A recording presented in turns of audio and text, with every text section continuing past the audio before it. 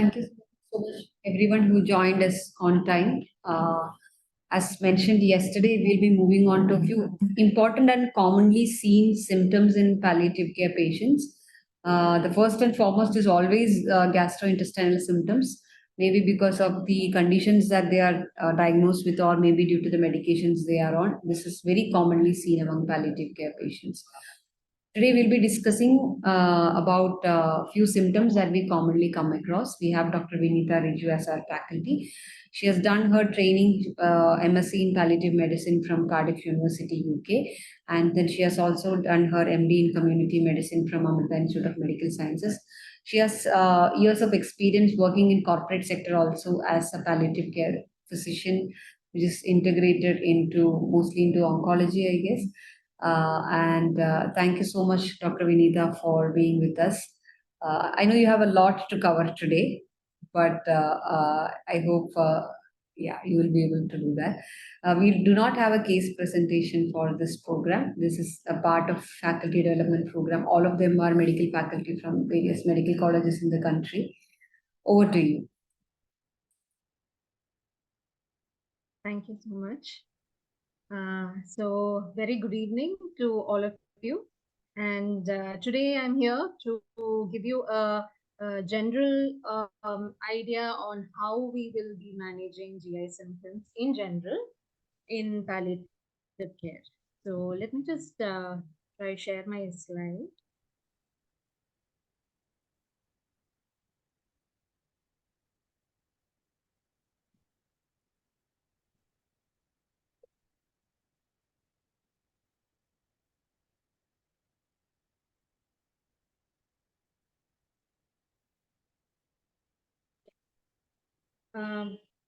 Is my slides moving? Yes, ma'am. Perfect. We are good to go. Okay. Right. Yes. So we will be covering basically on nausea, vomiting, constipation, and bowel obstruction today. And I think I have about 50 slides altogether. And I would like this to be more of, sharing of experience from all of you.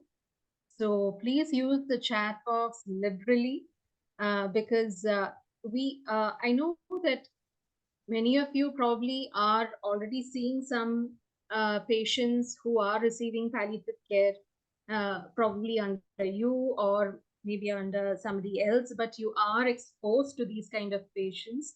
And these symptoms, that is nausea, vomiting, constipation, bowel obstruction, many a times we have seen these cases during our clinics.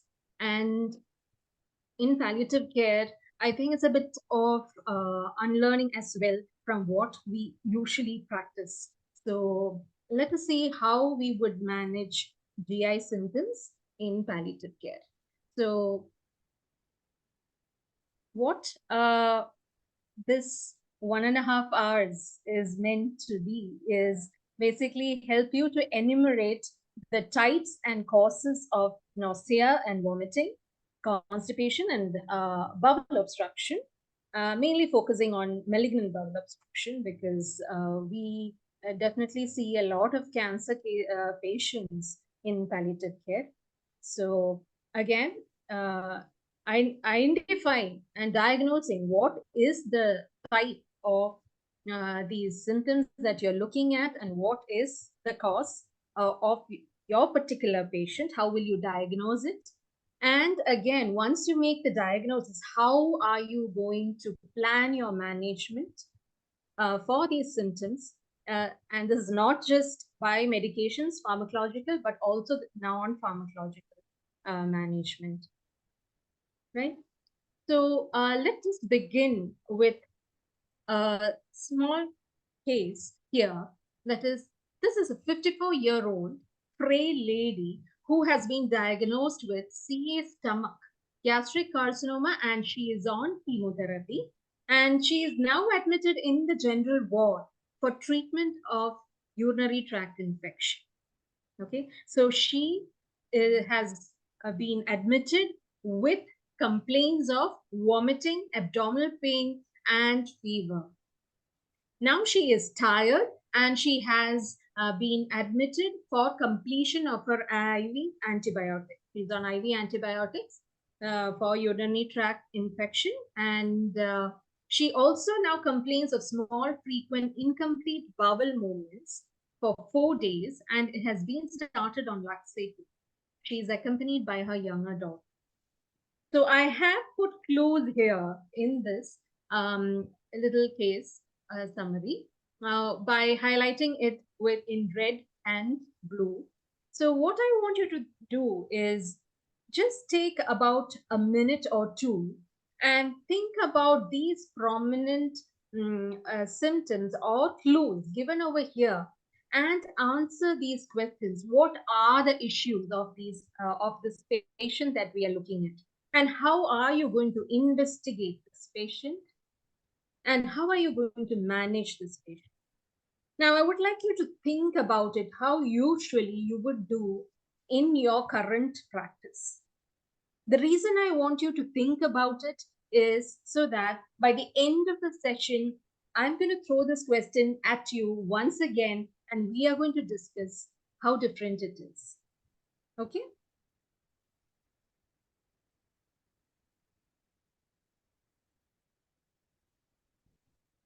Yes. As we move on, emesis. Emesis is a biological defense mechanism. So to basically remove all the toxin and the harmful substances from the body after ingestion. So this basically of 3 phases. Like you can, there is nausea when it is actually a very uncomfortable sensation. Nausea is definitely not comfortable, isn't it? It's very distressing. So nausea is a uncomfortable sensation where actually there is no expulsion of the gastric content that is going out. Whereas retching, again, there is actually muscular diaphragmatic muscular spasm that is happening, but against the closed glottis. So again there may not be expulsion of the gastric contents, whereas for vomiting there is actually active expulsion of gastric contents occurring, isn't it? So what are the types of vomiting? Now, vomiting, you can say there is of certain types when you're trying to classify it in terms of time. Okay. What I meant is you can call it acute vomiting or you can call it delayed vomiting. Okay. So acute, when I say acute vomiting, I would be referring to something that this patient is having vomiting because probably, for example, we are talking about a chemotherapy drug. So if this patient is having acute vomiting, it is that vomiting which is occurring within few minutes to hours and is resolving in 24 hours. It is occurring few minutes to hours after the chemotherapy and it is getting resolved in 24 hours. But whereas in delayed vomiting induced by chemotherapy, it generally refers to the vomiting which occurs after 24 hours of the chemotherapy, and it would be worse from about 48 to 72 hours following the chemotherapy, and it could probably last to about 7 days. So we saw what is acute chemotherapy and we saw what is delayed chemotherapy. So breakthrough, what is breakthrough vomiting?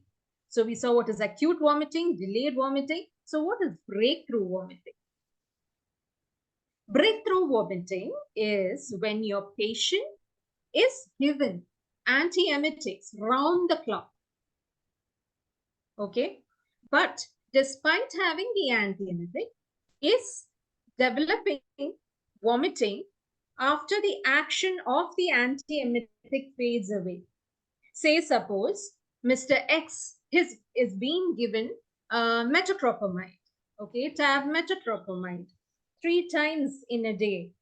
He is fine for about 4 hours after he has taken his metoclopramide. But after 4 hours, again he starts feeling nausea and then he starts vomiting before he takes his medication in the noon time. This is what we call as breakthrough vomiting. Whereas refractory vomiting is different.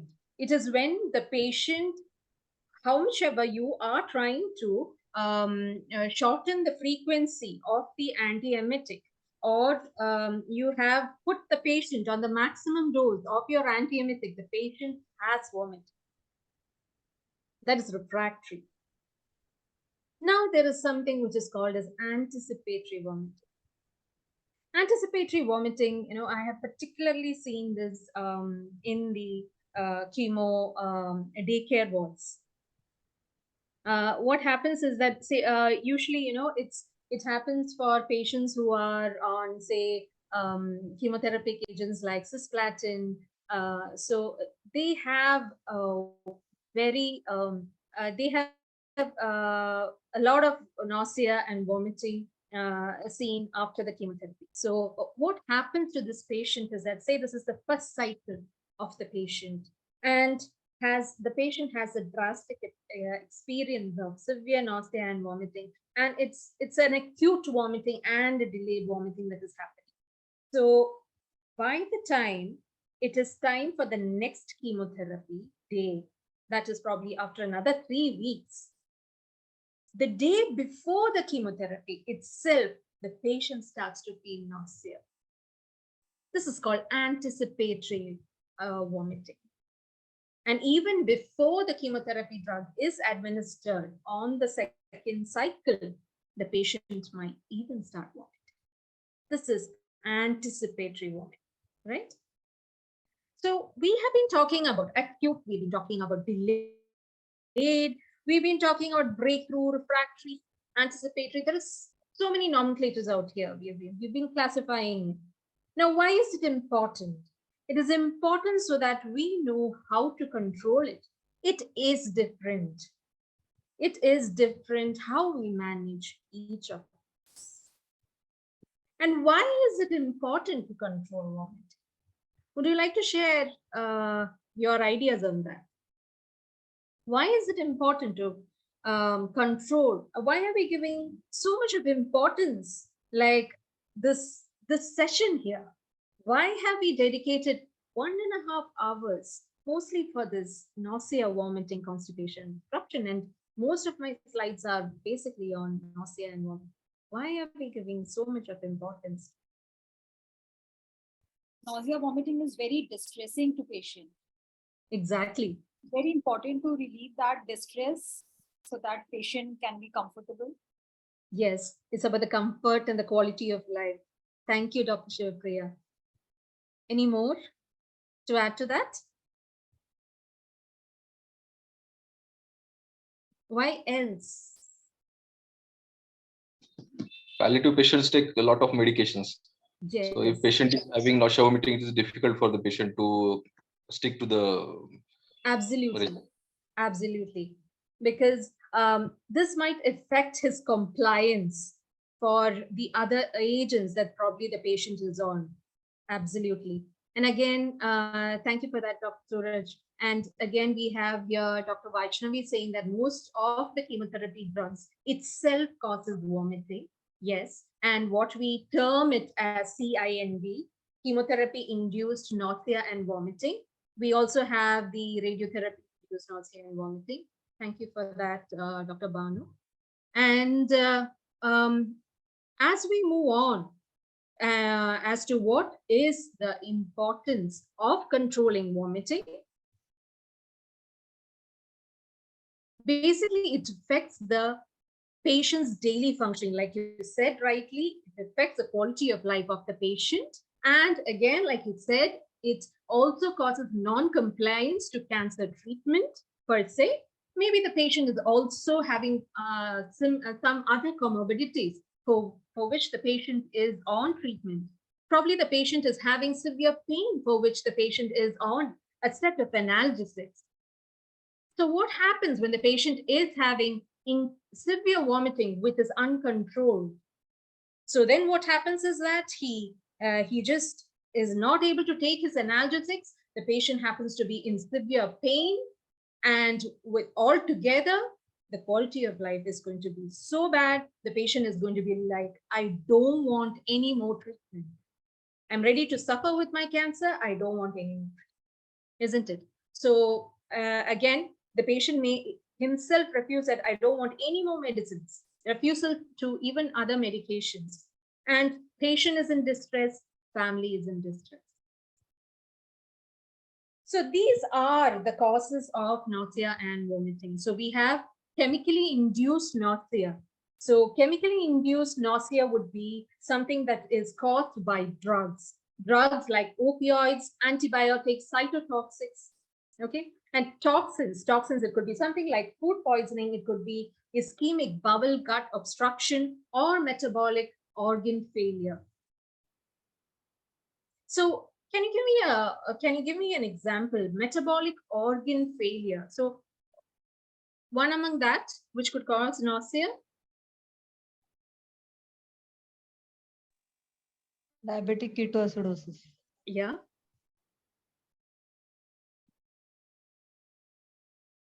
Uremia. Right. And so opioids. So we're talking about, let's just get to opioids. Opioids do cause nausea and vomiting. So what do?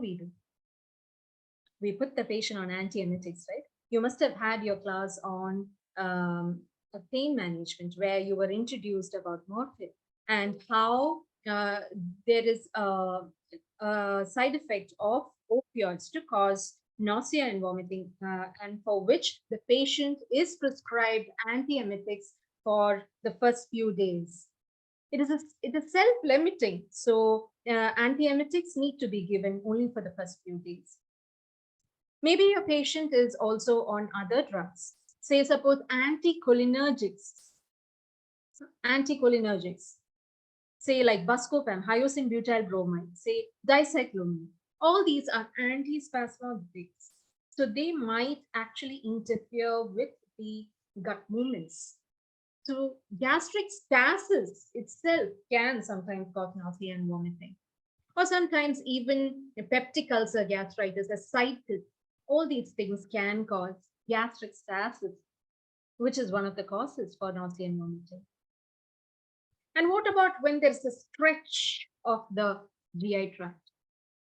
Constipation, intestinal obstruction, where there is actually a collection of the fecal matter, secretions, all that is happening. The gastric mucosa is getting stretched. These all can trigger nausea and vomiting. Mesenteric metastasis, it can cause nausea and vomiting. Serosal irritations like liver metastasis, capsular stretch, ureteric obstruction, all this. Now again, infections, the very most common infection that we see, probably one of the first presentations of this infection is vomiting. None other than we go for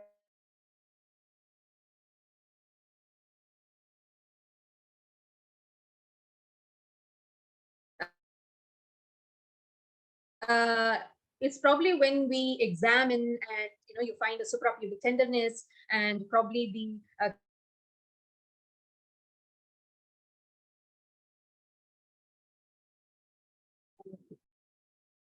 Dr. Vineetha, I think we lost her because of connectivity issue. right. I hope I'm audible and my slides are fine. Yes, ma'am. Yes. Yeah. Sorry about that technical glitch there. Yeah. So again, infection. So sometimes, when we go to home care, you see bedridden elderly patients. These patients might be having urinary tract infection, and maybe the only presentation they have is vomiting, or maybe they're just having delirium. They may not have the classical symptom of fever, dysuria. So Infection is one of the causes for vomiting. Again, drugs like NSAIDs, then again, raised intracranial pressure. What we talk about the projectile vomiting, where the vomiting is not preceded by nausea. So cerebral edema, space-occupying lesions, intracranial bleeds, infections, cerebral infections, all this can cause nausea, can cause vomiting. Okay.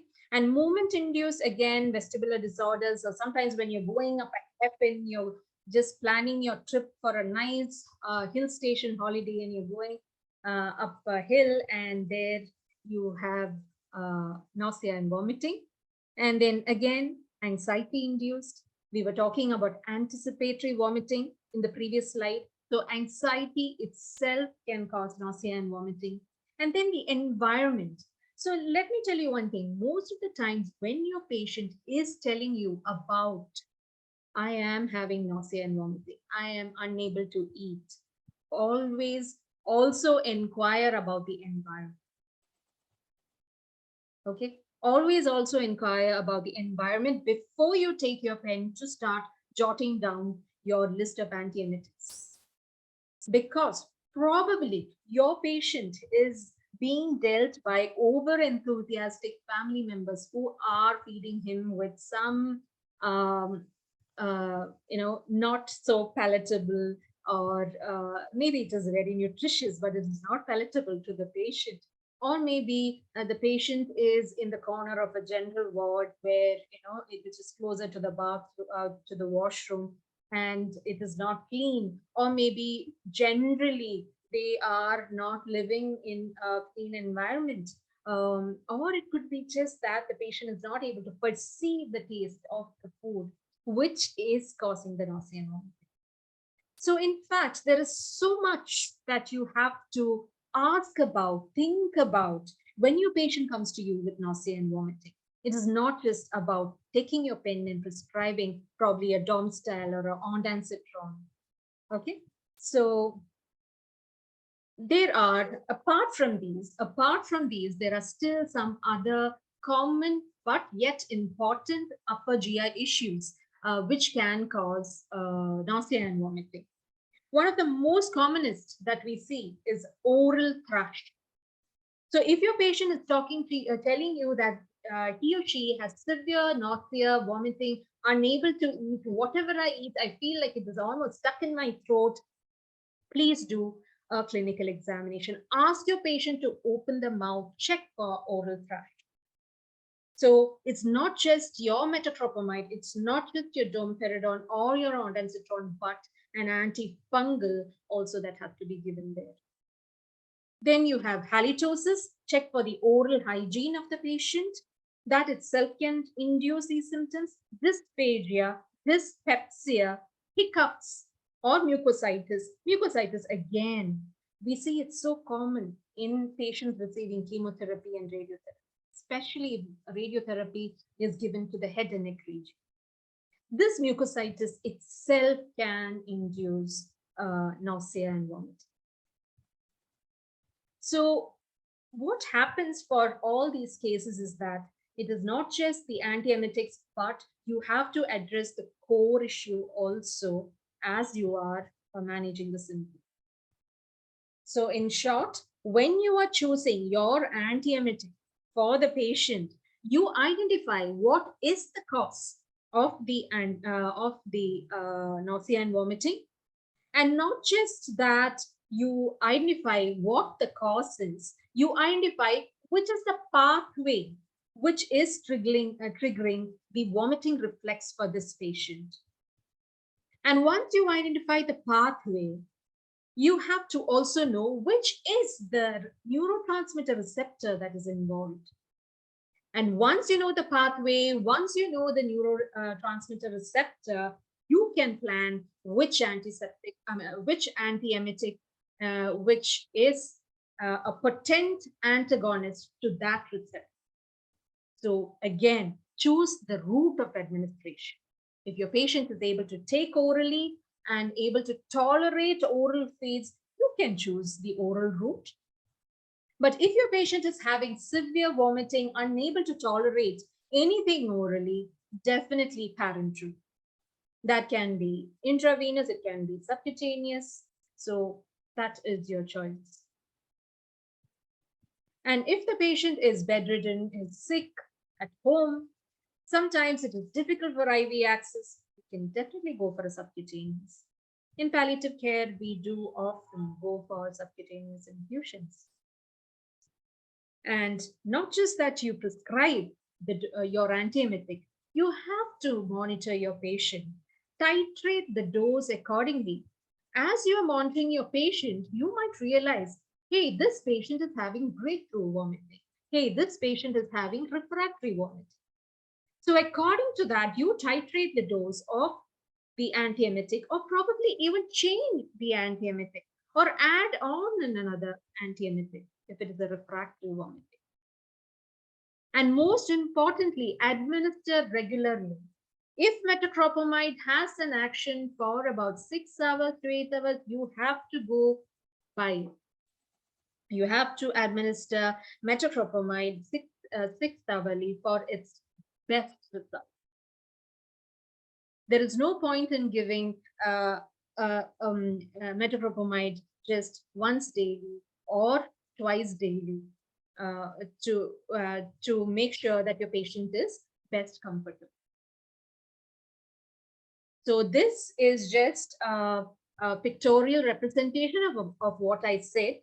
So it's about how each of the causes for nausea and vomiting, where it affects. Like, for example, if the patient is very anxious, in case of anticipatory vomiting, it affects the cerebral cortex, right?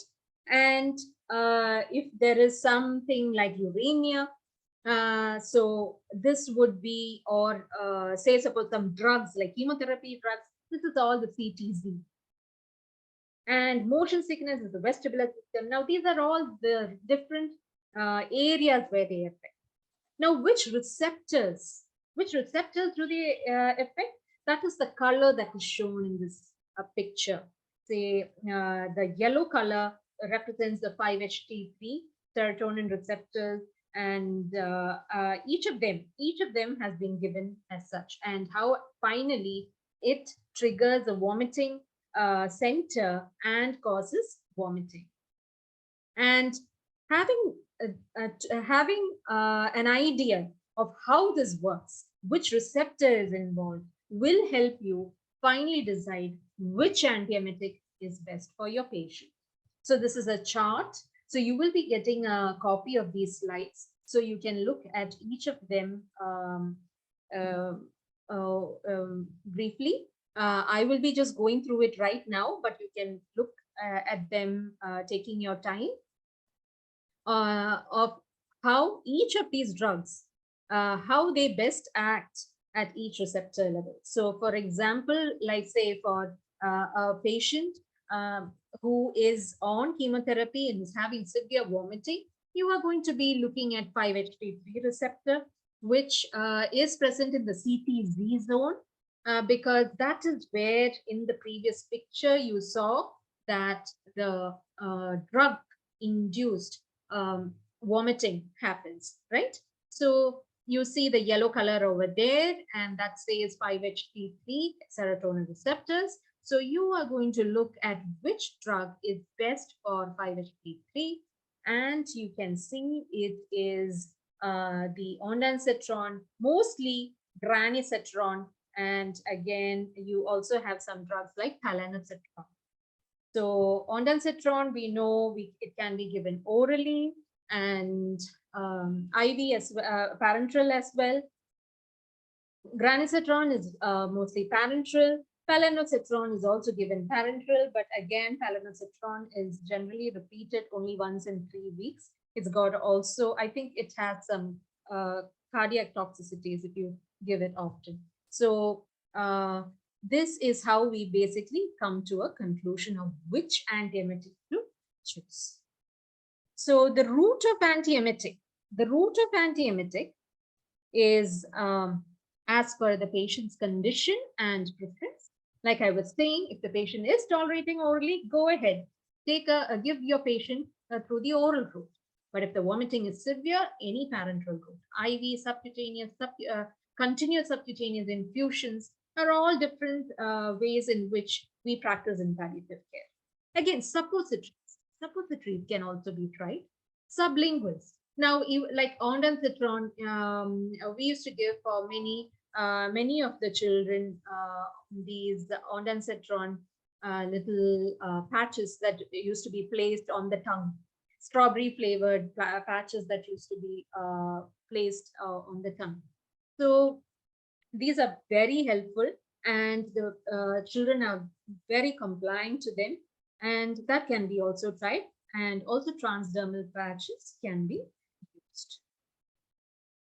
Now that is about pharmacologic. Now what about non-pharmacologic?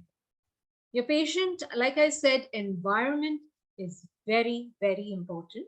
So a lot of fresh air, the bed rest, bed rest is very important so that the patient does not have vestibular stimulation if that is the cause, and good oropharyngeal hygiene to prevent oral thrush or to improve or treat the oral thrush. Also, oropharyngeal hygiene is important, halitosis for prevention. Then nurse in upright position, because again, there might be some reflux, which itself can cause nausea and vomiting for bedridden patients. So upright position is important for patients intermittently. Avoid situations which induce nausea and vomiting, and also allow some suitable distractions at the time that the patient is mostly affected. So in daycare chemotherapy wards, they are provided with magazines, they are provided with very subtle, good music sometimes, or sometimes there is a TV screen so that they can get distracted. Get distracted from the medication and its induced side effects. These are more expert-oriented distraction methods. That is, you or me may not be able to do these because this requires experts in the field, like self-hypnosis, progressive muscle relaxation, and all that. These are more useful for anticipatory vomiting. Okay, and can be used, either it can be used alone for anticipatory vomiting, or it can be used along with some other antiemetics as well. Yes, and what do you ask them to be fed with? Patients who have severe nausea and vomiting, definitely their family is going to be asking, but doctor, what do we feed them? They're just vomiting, what to give? Once they are better also, now, what more? Should we make any change in the diet? So what is usually told is, have small frequent meals rather than the 3 large meals. So most often for sick people, or maybe those patients who are on treatment for cancer, the family is also very much overprotective. They are very caring, and they are looking into the nutritional aspects of the patient, and they prepare heavy meals with high nutritive value, and they expect the patient to take the 3 large meals. But we have to make them understand that small frequent meals which can be more easily received by the patient at that point of time. And it is always better to consume most part of the food in the during the daytime than later towards the night. So most of the patients often tell that breakfast is their best. It's most of the time they are able to take a breakfast properly, is what they say. And when your patient is nauseated, tell their relatives not to force feed them. Okay, because that itself can cause. Then again, some patients like hot food, some patients like cold food. So all this matters. And when there is a lot of nausea and vomiting, giving fatty, high fatty food or sweet and spicy food, all this is not going to help. Even fiber. Okay. Carbonated drinks, for some, they say, yeah, they feel better with carbonated drinks. For some, it induces more of belching and it causes more distress for some. So that may depend. And sometimes when it is, elderly patients with good performance status, they are still living alone in their homes. And what happens is that they take the treatment, they go back home, they're cooking their own food. And however sick they are, they have to cook their own food to eat. So preparing their own food might just make them all the more nauseated. So that is one suggestion that you can give. Ask someone else to make the food. And if the patient is really sick and is not able to eat anything, probably the patient also has other comorbidities like diabetes, cardiac history, is having hypercholesteremia. All these things, due to all these things, the patient is on severe diet. Now, this is the time that you can be a little flexible on that. You can advise the family that let the patient have what he feels like, because the patient is severely nauseous and having the difficulty of unable to eat. So maybe relaxing the diet restrictions can be helpful for the patient for that temporary period. And again, a nutritionist has also a huge role to play at this point of time. So what else? What else would be keeping the mouth clean, doing a oral care after each episode of vomiting, and using loose fitting clothes, have a lot of fresh air, open window, and even loud sounds or very bright lights. All this can sometimes induce nausea, and some certain smells can cause nausea. And you can always give contact information for these patients to get back to you, if, or your team, if the symptoms are not resolved. So you are prescribing antiemetics for severe vomiting, and you can always tell them, okay, this is the number that you can contact if these medications are still not helping you by the end of the day. So that you can titrate the dose, etc. accordingly. Okay. So nausea and vomiting management guidelines would be something like, you have to identify what are the causes. And again, when you find out what is the cause, what is also important over here is it reversible? Is the cause that you identified reversible? Say, suppose your patient is having severe vomiting because of raised intracranial tension. Is it reversible? Maybe if you start giving anti-edema measures, isn't it reversible?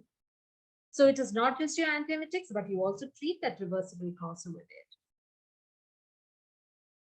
Then what about exacerbating factors? Say, suppose like drugs or constipation or severe pain, infection. So address them as well. Review the doses after 24 hours. And if nausea and vomiting persist after 24 hours, 24 to 48 hours, then you have to think again, did I miss anything important? So you might have identified some cause, but always remember, it may not be always just one cause. It can be more than one causes. So if the vomiting is not settled after your antiemetics that you have prescribed after 24 to 48 hours, go back and review the cause. And always remember that 1/3 of patients may require more than one antiemetic to control their vomiting. So if the patient is on parenteral antiemetics, consider converting them to oral after 72 hours. So if your patient has got better after putting him on parenteral antiemetics, you have put IV emicin for your patient who is severely vomiting, and now the vomiting has come down. The patient is very comfortable. So after 72 hours from starting, you change it to oral ondansetron, oral emicin, tablet emicin. So you don't just stop your antiemetic all of a sudden, you change it to oral, and then if your patient is still comfortable, you can stop the antiemetic. So what are the common antiemetics that we usually prescribe? Yes. What are the common antiemetics? Say your patient comes to you with severe vomiting, and what all are the different drugs that you usually use? Can we use the chat box? In your practice, what are the common antiemetics that you prescribe? Yes, chat box, please. Yes, Dr. Vaishnavi ma'am says metoclopramide, ondansetron. Yes. Yes, Dr. Shahida says ondansetron. Yes. Dr. Vijay says ondansetron. Yes. Yes, Dr. Shweta also says ondansetron, metoclopramide. Dr. Shahida says dexamethasone. Dr. Marina says ondansetron. Dr. Anil Kumar also adds to it. Dr. Vijay says dexamethasone. Yes. Yes, Dr. Shivapriya also says ondansetron. Yes, Dr. Shahida says domperidone. We're still down with, just 5 drugs. Do we have more in the list? These are the most common that we use, right? Yeah, Dr. Rukmani also, ma'am, says ondansetron. Yes. So most of us use ondansetron or domperidone or metoclopramide, or sometimes even dexamethasone for certain cases. Dr. Mohit says promethazine. Okay, so we have few of them, antiemetics as such, that let's just go and see what are they, what are the different types. So this is anticholinergics.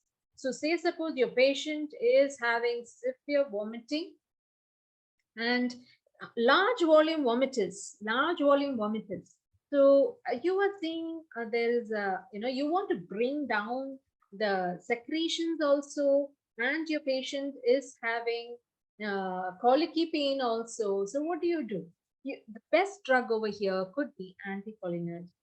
Hyoscine butyl bromide has an anti-secretory effect as well, and it has a anticholinergic, that is antispasmodic effect.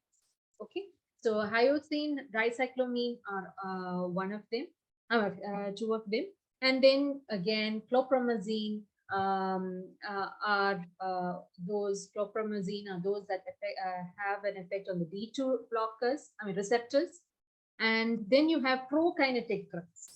Now, prokinetic drugs are metoclopramide and domperidone, cisapride, mosapride, and such.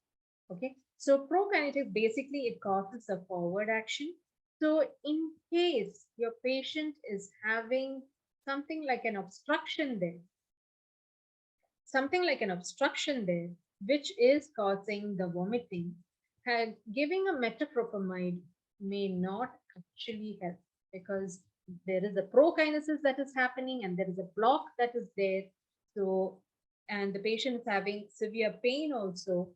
So in these cases, metoclopramide might not be the best choice there. And especially if you are, if the patient is already on anticholinergics like hyoscine butyl bromide, it may not be advisable to combine anticholinergic and prokinetic, because these may cancel each other. So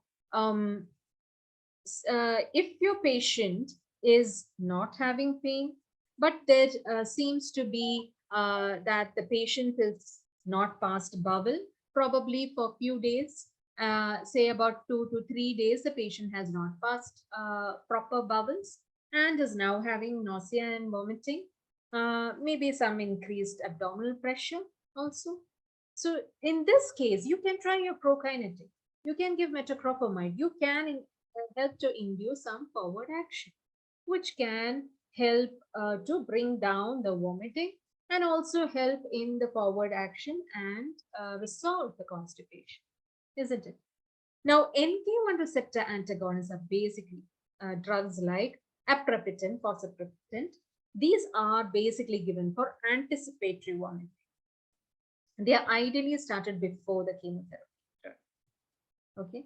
So then you also have H1 antihistaminics and 5-HT3 antagonists, which we already talked about. And then comes the adjuvant antiemetics. So you did talk about dexamethasone, isn't it? So dexamethasone can be given for patients with increased intracranial tension.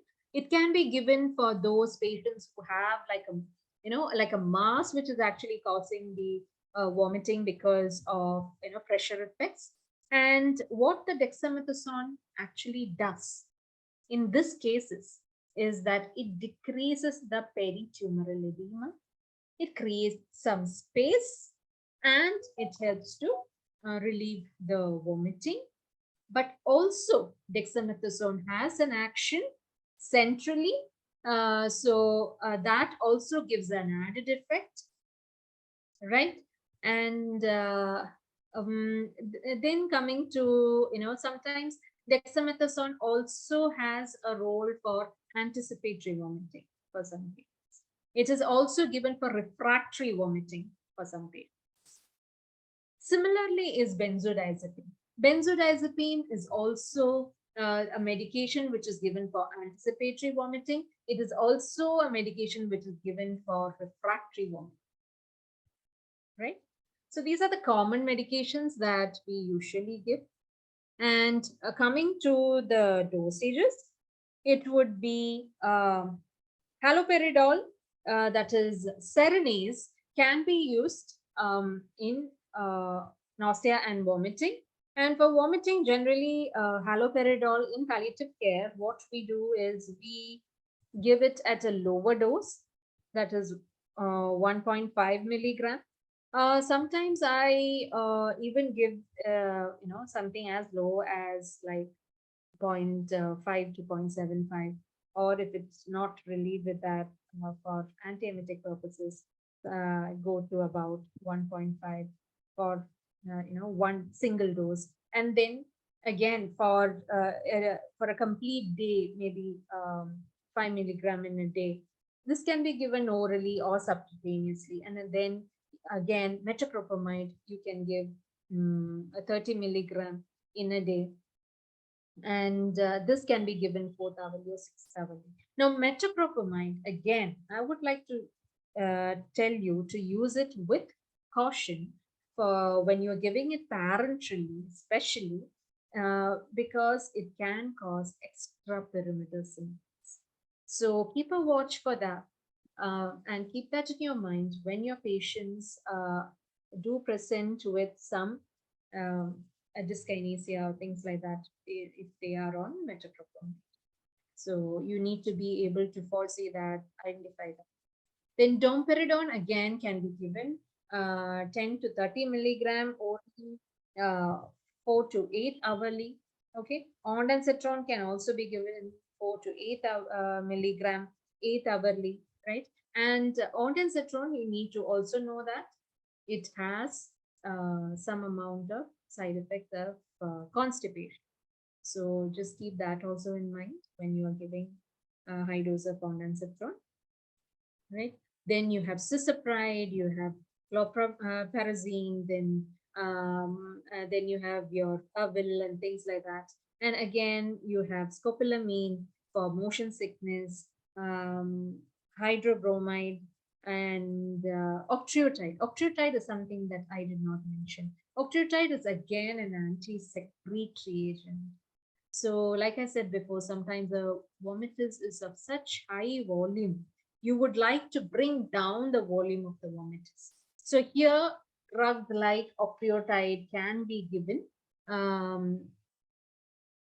So what octreotide does is that it decreases the volume of the vomitus, and this can be given 50 to 100 microgram 8 hourly.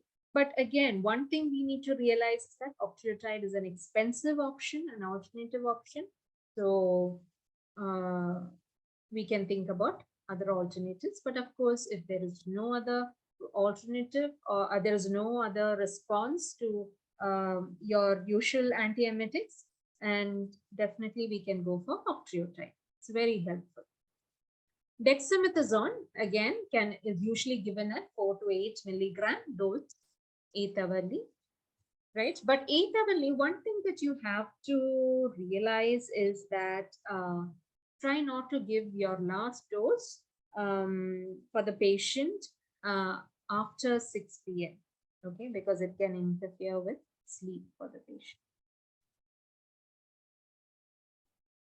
So dexamethasone is preferably better that it is given once daily, even though it is written here 8 hourly, right? Now after nausea and vomiting, so we have seen basically the different types of vomiting, what are the causes of vomiting, and how you could identify the pathway, the receptors, plan which drug, which is the antagonist for that receptor, and which drug you are going to choose, and which is the pharmacological management for your patient, what are the non-pharmacological management for your patient with nausea and vomiting. So that's what we saw till now. And now we move on to the next symptom, that is constipation. So what is constipation? So let me ask you, with when your patient comes to you and tells you, doctor, I have this, this, and this, what is it that you would actually want to ask your patient to know that this patient has constipation? Doctor, I have not been passing stool. That's only one thing that the patient comes and tells you. Because constipation is so common, isn't it? I'm sure all of you have had so many patients with complaints of constipation. So what is it? A few questions you would like to ask your patient who comes to you and tells you that I am not passing motion properly.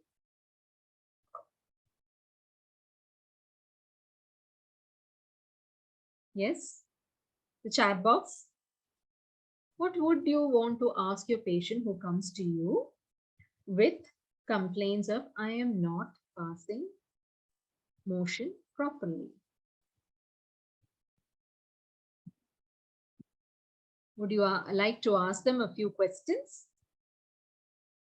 to know that actually is the patient constipated? Yes, Dr. Marina says, have they been drinking enough water? You would like to find out if your patient is actually dehydrated. Yes. Any more? Dr. Vaishnavi says, history of intake of enough food and water. Okay. And Dr. Surat says, what has changed? What the bowel pattern? Has there been a change? Absolutely. And Dr. Harsha says, what is your frequency? Ask them. Earlier, it was 3 times a day. Now, is it that it is only 1 time a day? You ask them leading questions like that. Dr. Marina says, drugs causing. Are you on any drugs that is causing constipation? Absolutely. So all of you are absolutely right. Thank you for all those comments over there. So let's find out what actually is the problem. Yes, Dr. Rukmini also says drinking enough water and food, or whether you are taking any fiber. Are you on any laxatives? Right? Are you on any laxatives? And is it that is it despite that you are not feeling like that your bowels are adequate? So what your patients can come to you with symptoms is the feeling of incomplete evacuation. So they might say they have passed stools, but still they feel it's incomplete. They might feel bloated, nausea, vomiting, abdominal cramps, or there is probably a bowel obstruction there, or they can be a overflow diarrhea. Overflow diarrhea. Yes, overflow diarrhea. Yes, Dr. Sunita has already told me, put in the chat box here, alternating diarrhea and constipation. So this diarrhea, when your patient comes to you with complaints of, doctor, I'm passing loose stool since today morning, not able to control it. Immediately, don't take your pen and write an anti-diarrhea prescription. What you need to find out, ask one leading question is, when was the last time you had a normal bowel? Probably the answer that the patient gives you is that, oh, well, that was about 1 week back. So since 1 week, your patient has been constipated. And what is actually happening here is the fecal matter which has got accumulated and has now necrosed and it's trickling down as liquid form. So that is overflow diarrhea. So for overflow diarrhea, you treat it like a constipation. You give laxatives. You do a digital per rectal examination, check for any impacted stools for probably the reason why the constipation was happening. So you do a digital evacuation of the impacted stool, and then you put an enema in. So you treat it basically like a constipation. Now, urinary retention, many a times when I go for home cares, what I have seen is that, oh, the catheter is blocked. Catheter is blocked. Well, even though the catheter is there, the patient is not passing urine. Always the first thing I do is I double glove and I do a rectal examination to see there is impacted fecal mass. The rectum is loaded. This rectum that is loaded is causing a pressure on the bladder, urinary bladder, which is resulting in the urinary retention.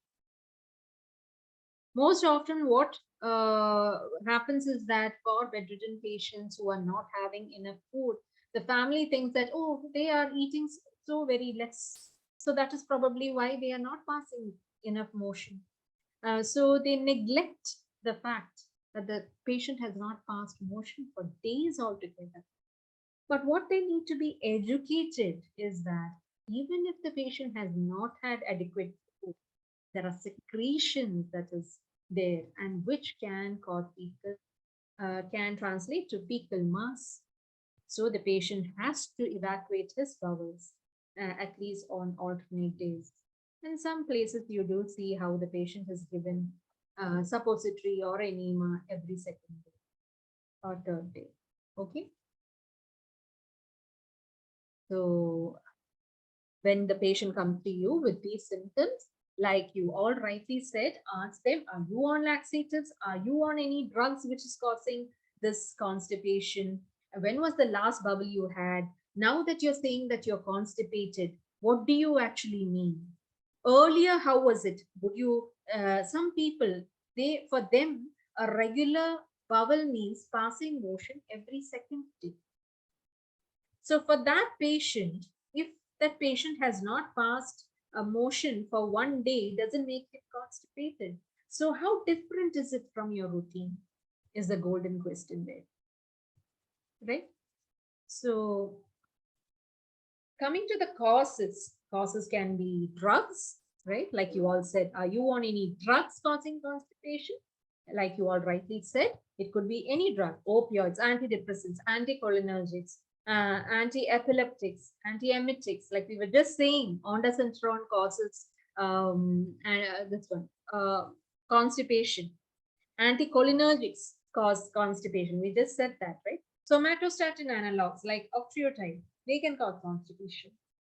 They are anti-secretory agents. Opioids cause constipation. Now, the constipatory effect of opioids is not self-limiting. As long as the patient is on opioids, the patient is going to require laxatives. Okay. Now, metabolic causes, there can be. If your patient is dehydrated, that can be a reason. If your patient is vomiting, aggressively vomiting, there is going to be metabolic impairment.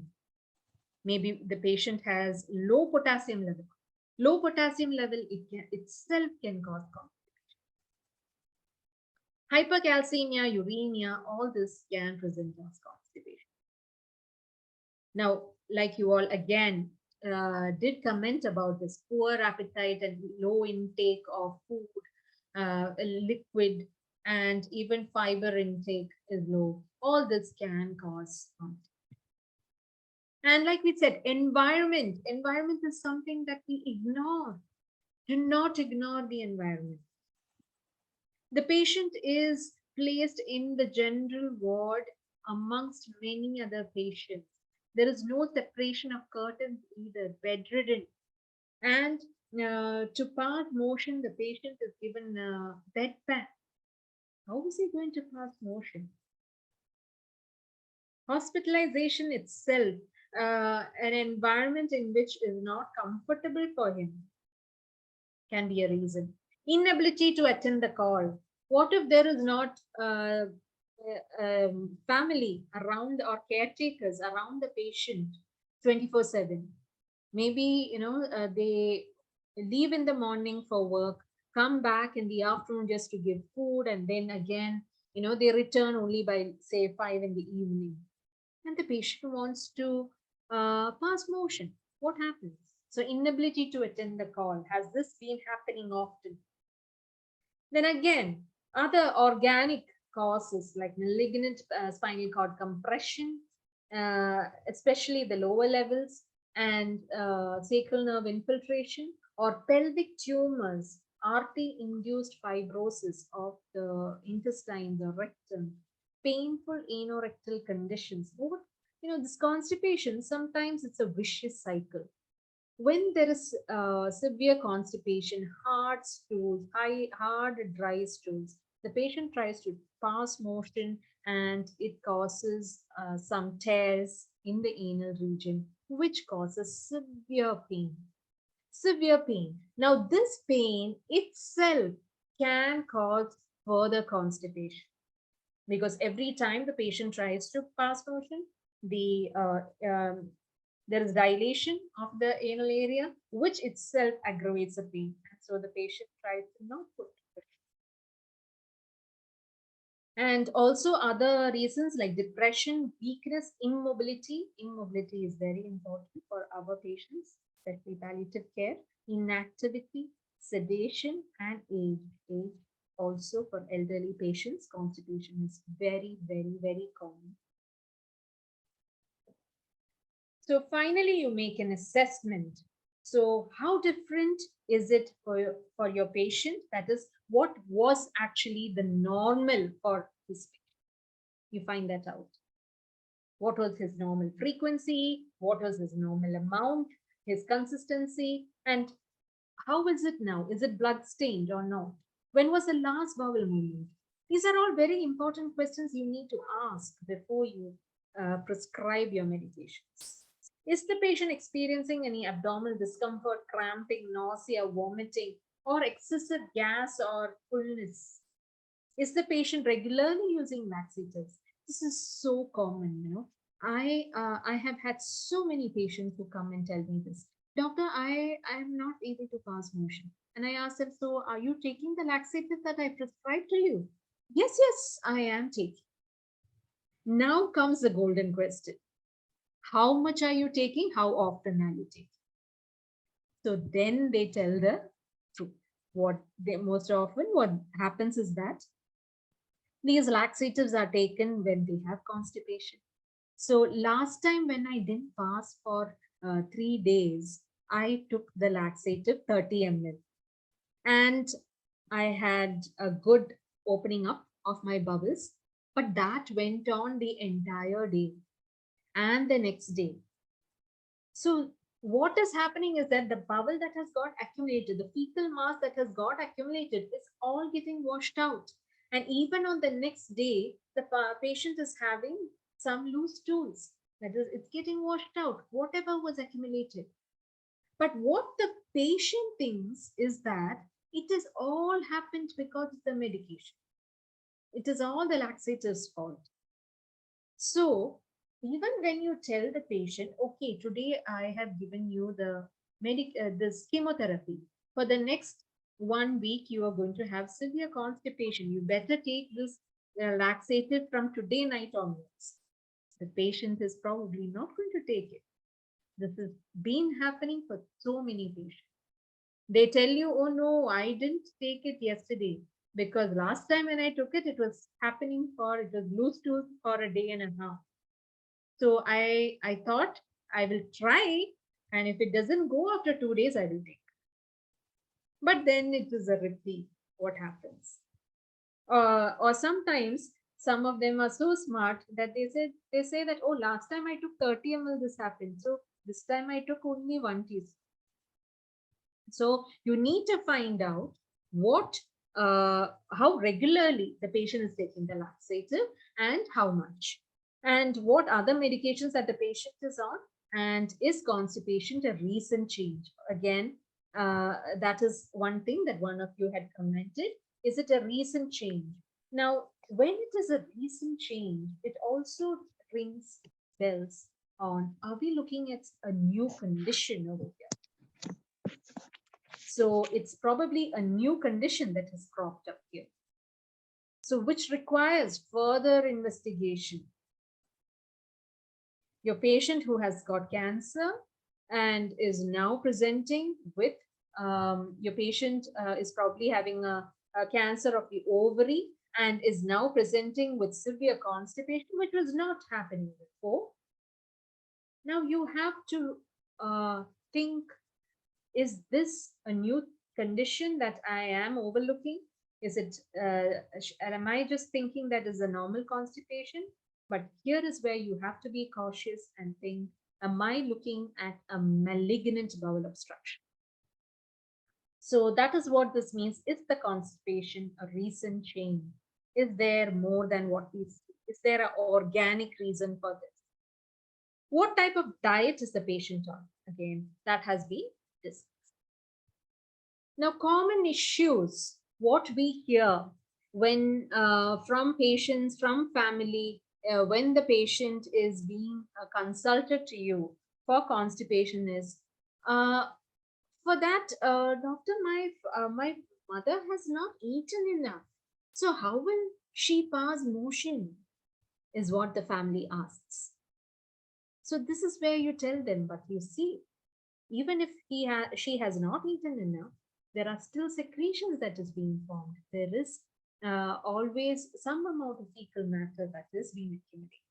And again, like I said, another situation, I have diarrhea. Now, this is when you ask, when was the last bowel that you had? And then you diagnose if it is overflow diarrhea.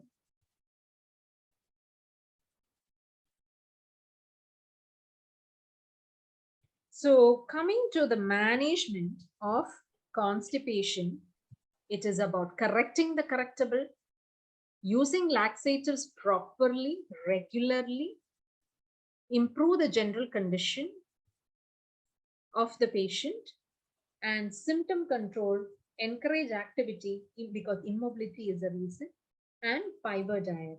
So correct the correctable, say, like I was saying, it is a patient with carcinoma of the ovary, and the patient is having severe constipation because of a malignant bowel obstruction. Your laxatives alone may not help there, isn't it? You might have to look about what is correctable there of that cause, or is it reversible, isn't it? So this is what was meant by that. So you first look at what is the non-pharmacological management you can do. Accessibility to the toilet, ability to go to the toilet, privacy. Is the patient able to sit in squatting position? Because this itself helps to relieve constipation. Encourage the patient having normal balanced diet and lot of fluids. These are all the non-pharmacological methods, and give importance to the environment of the patient. Okay. Now, management first foremost. Your patient comes with severe constipation for several days. Rectal examination number one. For rectal examination, proper and if there is impacted fecal mass, digital evacuation. This is often not practiced by many of us to avoid the embarrassment for the patient of fecal impaction. But what is going to happen if you do not do a fecal evacuation, a digital evacuation of the impacted fecal mass? You prescribe suppository. You prescribe suppositories, and the patient goes home and inserts a suppository right into the fecal mass. There is not going to be any action. So even if you give an enema, the enema does not get past the fecal mass, impacted fecal mass, unless and until you give a high-end enema, So again, suppositories, proctolysis, warm water, plain water, enema, and generally they say it's not that favorable giving soap water enemas. But again, emphasis is given here for digital evacuation for fecal impaction. So the common laxatives used are bulk forming laxatives, lubricating laxatives, osmotic laxatives, stimulant laxatives, and stool softeners. So castor oil and things like that are generally not given alone.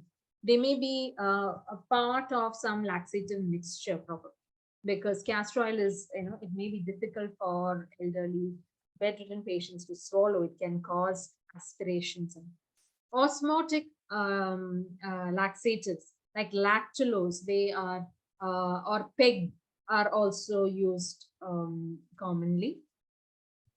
Now, stimulant laxatives are those which are most often prescribed along with opioids, right? And stool softeners are also very good. They help to soften the stool.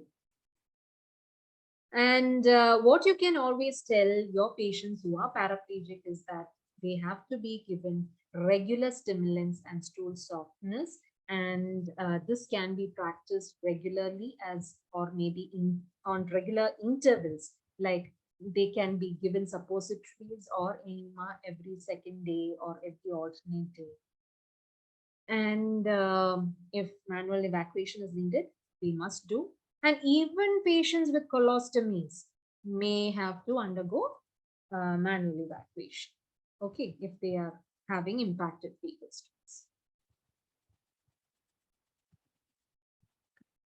Yes, so I'm just going to run the slide.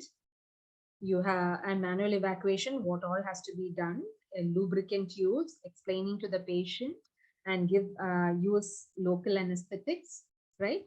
And do it very slowly because it is not comfortable for the patient. It is embarrassing for the patient. So, and make sure there is good privacy, right?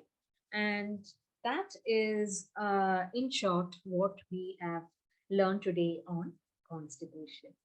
And we have yet one more topic to cover for the day, that is bowel obstruction. And I will be very brief about bowel obstruction. Many a times, patients who come with bowel obstruction might be constipated.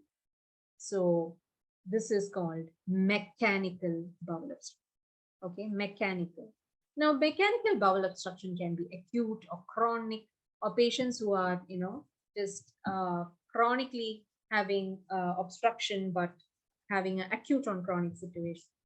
Or this can be happening in the small bowel. This can be happening in the large bowel, right? Or it can be because there is a lumen and the obstruction is intrinsic. Okay, the obstruction is sitting inside the lumen, or it is extrinsic where there is a mass sitting on top of the lumen and obliterating the luminal space, or it may be intraluminal in the wall of the intestine, causing the obstruction. It is not always mechanical. There is also a non-mechanical component for bowel obstructions. What about the situations that we were discussing before? Hypokalemia, where there is a functional obstruction, an adynamic bowel. The bowel is just not moving. There is no peristalsis happening. This itself can cause obstruction. Okay. So this can be, now, bowel obstruction can be because of many reasons. There might be some impaction. It may not be always fecal mass. It can be foreign bodies, gallstones. Now, even if there is no fecal mass or any mechanical thing sitting there and obstructing, it can just be stricture. Maybe the patient has had massive surgeries being done before. That itself must have caused strictures. Or it can be the malignancy per se, which has caused, or radiation that the patient has got, that has caused strictures. So there can be adhesions, there can be hernia, or they can be adynamic causes like paralytic ileus, mesenteric vascular occlusions. All this can be your different reasons for malignant obstruction. Bowel obstruction. So what happens? Why is it that the patient is having abdominal colic, vomiting, and all that when they are having bowel obstruction? This is because the obstruction per se causes bowel contractions, which causes colicky pain. And because there is less movement of the intestine and there is a lot of increased secretions that is happening in the intestine, the bowel is getting distended.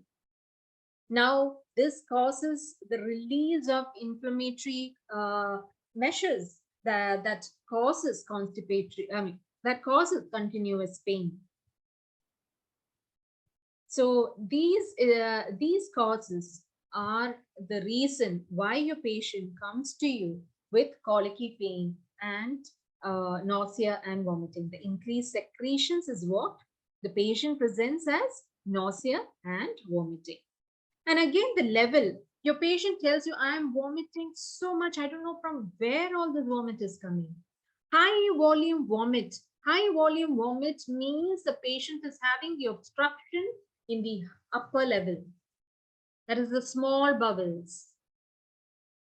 When your patient is saying, for the past few days, over the week, there has been this constipation that is troubling me, there is this bowel distension that is happening, and now there is no fecal, there is no motion that is being passed.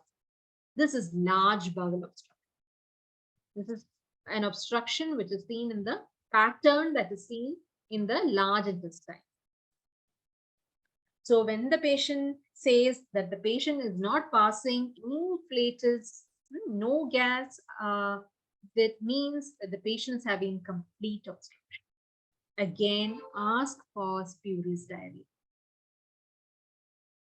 So when you take an X-ray for a patient who you suspect to have bowel obstruction, this is how the X-ray would look. Always ask for an erect abdominal X-ray. And you can see here clearly the air fluid levels.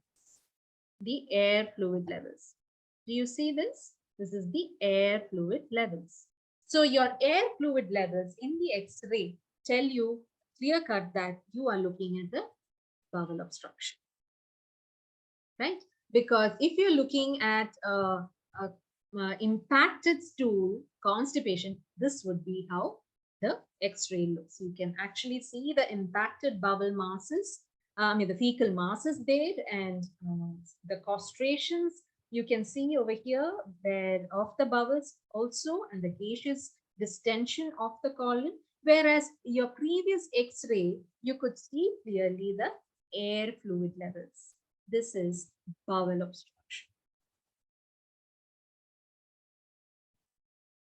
So if you want to know more about what is the cause for the bowel,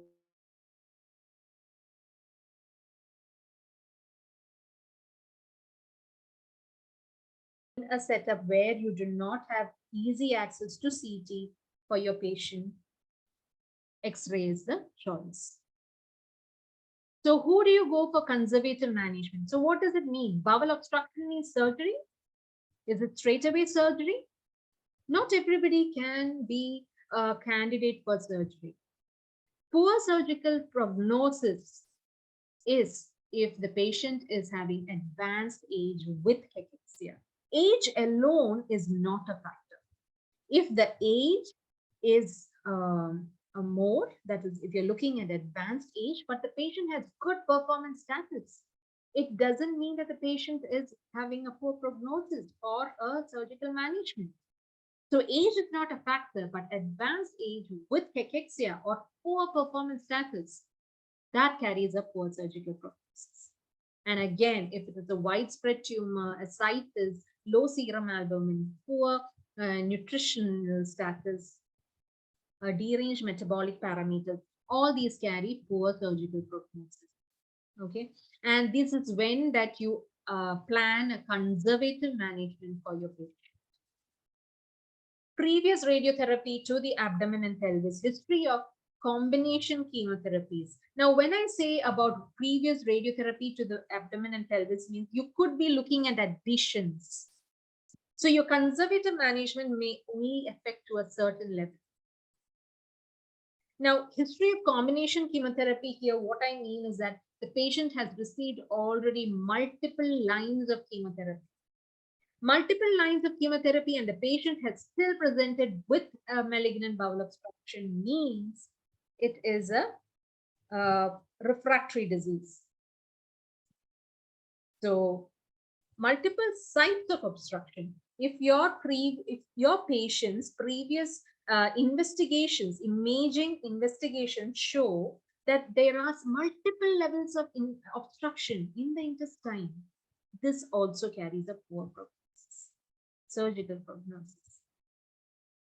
Now, carcinoma peritoneum, a poor performance status of the patient are also of poor prognosis. So for them, you give conservative management. So what is the conservative management you would like to advise your patient for? Would be dexamethasone. Dexamethasone, we previously discussed, it is adjuvant antiemetic, isn't it?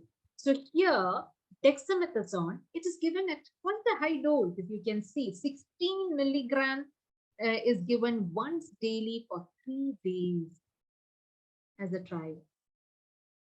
We are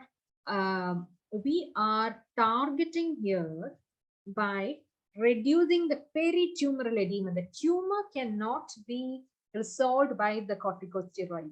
It is the peritumoral edema around the tumor that we are trying to bring down with the dexamethasone. So dexamethasone can be given at a high dose, 16 milligram IV or subcutaneous. Ideally, please dilute the dexamethasone when you give to the patient, or it can cause crawling like sensation, some discomfort for the patient. So dilute it and give it slowly. This can be given once daily, administered any time before night time. Okay, and this can be given at this dose for 3 days. Check for, monitor the patient, check for the relief in symptoms. And once a patient shows relief, you can bring down the dose to 80 milligrams, taper it down and stop it. Okay, then metoclopramide, again 30 to 120 milligrams, you can give as infusions. If over a day, if the patient is having severe vomiting, hyoscine butyl bromide is an anti-secretory agent which can also be given 40 to 100 milligrams 24 hours in 24 hours as a subcutaneous infusion. Now, metoclopramide is also a prokinetic. So that is where I would like to stress. This is where you were using it in a bowel obstruction for prokinesis, forward action. Okay, it may not be exactly for your vomiting, but also for both, dual action. Hyoscine butyl bromide is something you would like to give if your patient is having severe colic, but do not give both butyl bromide and metoclopramide together. If you are having a colicky patient and you're having to use hyoscine butyl bromide, resort to another antiemetic.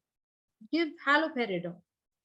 Okay, haloperidol 3 to 5 milligrams in 24 hours subcutaneous infusion is also one of the drugs that is there for your patient.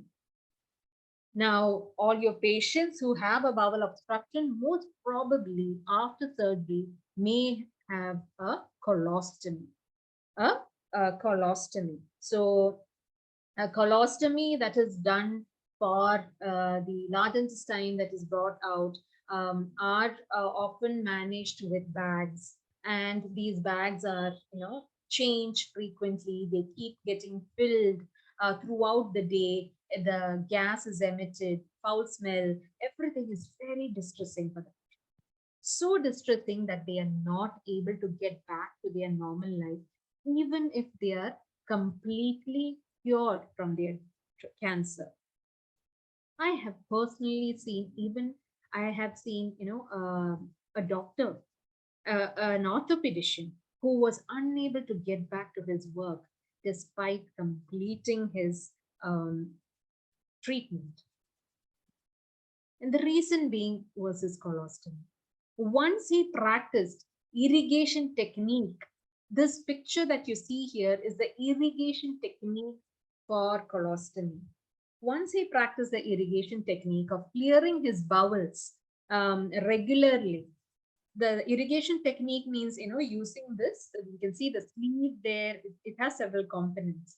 So you have the irrigation bag, you have the sleeve there. The irrigation bag has an opening which is led into the colostomy tube, and the lukewarm water is just led to pass into the colon.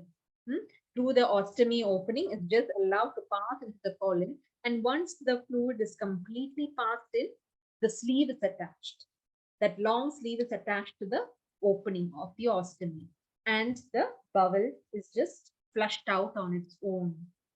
So if the patient is able to do this every day morning, say, for example, 7 o'clock every day morning for about 28 days in a stretch, 21 to 28 days in a stretch without fail, then his bowel gets into a pattern.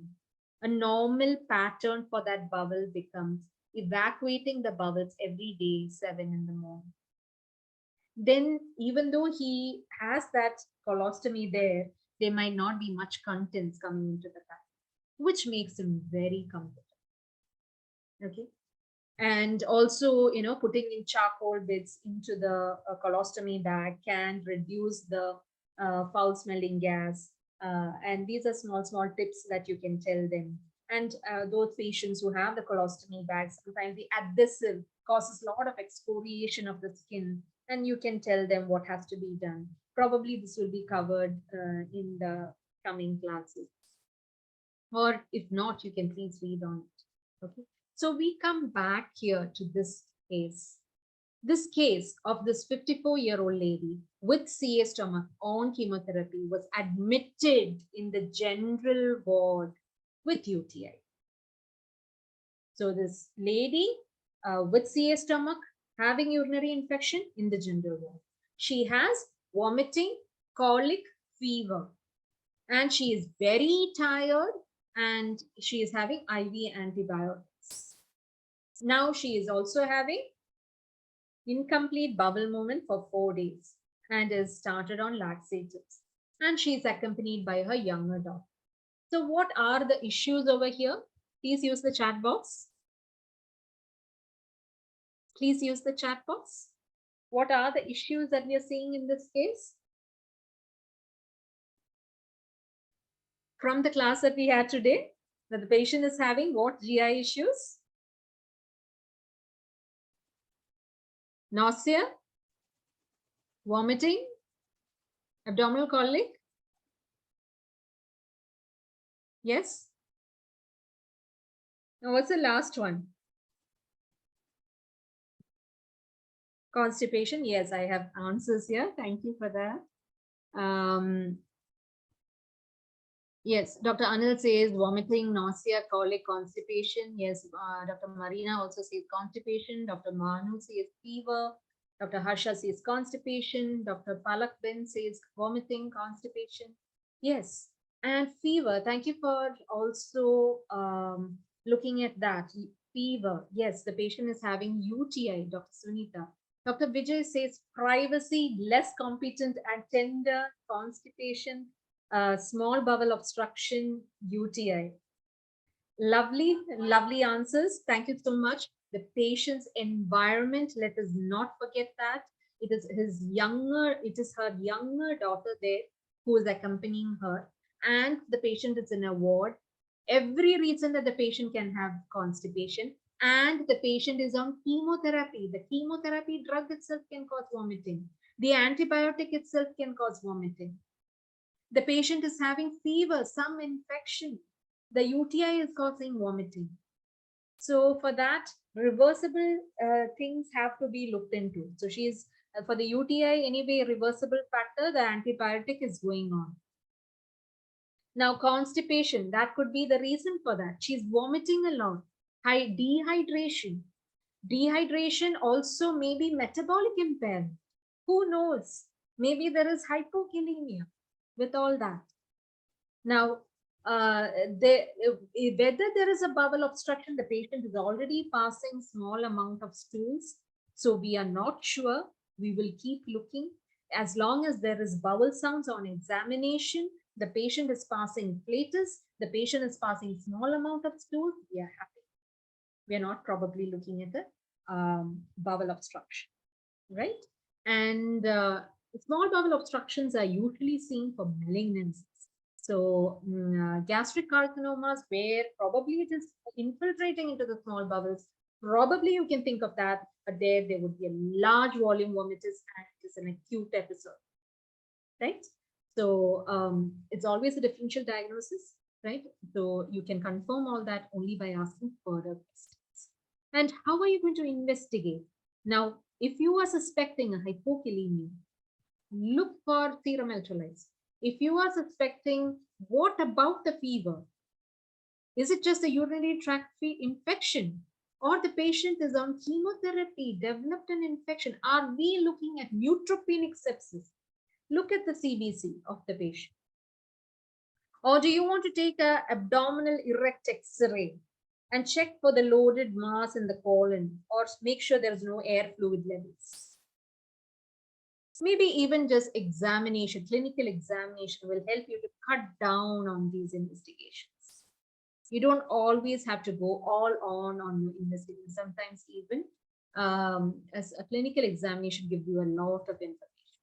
But if you're looking at a patient with on chemotherapy and having fever, you have to rule out neutropenic sepsis. There is no doubt on that. And how would you manage? What would you like to give your patient who has an abdominal colic, vomiting, and constipation? Yes. Can you please jot down your prescription on the chat box? Your patient who is having vomiting, constipation, and colic. Your patient has vomiting, colic, constipation. What would you like to prescribe for this patient? Yes, Dr. Marina says metoclopramide. Okay, right. Dr. Banu says antiemetic and laxative. Yes. Dr. Ushma says hydration and antiemetics. Yes. More? Yes. Dr. Marina says stimulant laxatives. Dr. Shahida says methoandrosin. Not quite sure about that. Okay, metoclopramide and hyoscine. Okay, sorry. Metoclopramide, laxative, Dr. Vatsal. And Palakaben says high dicyclomine, ondansetron. Okay, great. And Dr. Vaishnavi says antibiotics with urine culture. Great. So what I would like to, thank you all for your answers. Thank you so much. So those of you who think that metoclopramide being a prokinetic would help her here for her incomplete bowel movements and vomiting, you are right till the fact that, but the patient has an abdominal colic, right? So if your patient is having an abdominal colic, metoclopramide is not the first choice, right? So if your patient is having an abdominal colic and you want to give an anticholinergic, like a buscopan, or you want to give like a cyclopam over here, you might have to think of other antiemetics, which is not a prokinetic, because they have cancelling effect.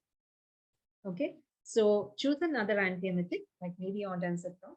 Again, think of it. Ondansetron can cause constipation, but you are going to manage the constipation with your laxatives. You're giving stimulant laxatives or osmotic laxative. Your stimulant laxative would be the best for this patient. And you're managing also with anticholinergic for the abdominal colic. And fever, definitely cultures might help considering the patient is on chemotherapy. Yes, thank you. I think we have crossed the time of 6:30. Sorry about that. And we have already seen this X-ray. Just one more thing to add, Mr. Roy is a quadriplegic who is on NG tube feed and he is having vomiting for a few days. So someone who's on an NG tube is having vomiting. What could be the reason? Before you would like to give an antiemetic for this patient? Because this is a scenario what we see at in home care, you know, or sometimes even in the daycare, and when a patient comes in who is having NG tube. Yes, somebody's Dr. Banu says upper bowel obstruction. Yes, any more answers? Arctic blockade. Yes, Dr. Madhavi, Dr. Shweta, thank you for that. We also have answers like paralytic ileus. So these are all differential diagnoses. But what I just wanted to like emphasize over here is that always check for the patency of that nasogastric tube also. It doesn't mean that because your patient has a RT tube inserted, doesn't mean that the patient will not vomit. This could be blocked. Okay, so just check on that. Sometimes there are over enthusiastic families who give in a lot more of feed than what is actually prescribed, and this causes more vomiting. Okay, and probably he's sick because he's aspirated also from the vomit, right? So thank you so much. Yes, we have had also answers here like from Dr. Vineetha and Dr. Vijay regarding the NG tube, right? So thank you. And to summarize, always monitor your patient. Correct the correctable. It's not just pharmacological, it's also non-pharmacological management, and address everything, the physical, psychological, spiritual, functional, everything, the environment, all the factors concerning that particular symptom of the patient. It's the patient on the whole and not just the symptom. Thank you. Thank you, Dr. Vineetha, for wonderful session. I know it was a lot for one day's topic, but then we have to cover everything in today's session. I know that you have answered all the questions during the interaction, but if there are any other questions that you want to ask, we are happy to take. Anyone wants to unmute and ask any question?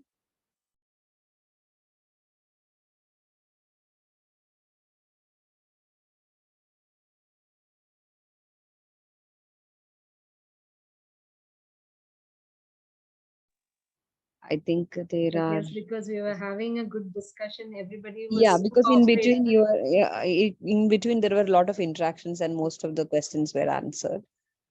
Thank you so much, Dr. Vineetha. Thank you so much, all the participants who interacted really well during the session. See you next day with another very important 2 symptoms in palliative care. Thank you to all the participants. It was a great class and I really enjoyed it interacting with you all. And thank you again to Pali. See you. Bye. Thank you, Dr. Vineetha, for joining us. We do expect to have more such wonderful sessions with you in future as well. Thank you everyone for joining in. This is Sripriya along with Dr. Vineetha Rijju and Dr. Sridevi. We are signing off from the Tipsy Co. See you in the next session. Till then, everyone take care. Be happy. Bye-bye.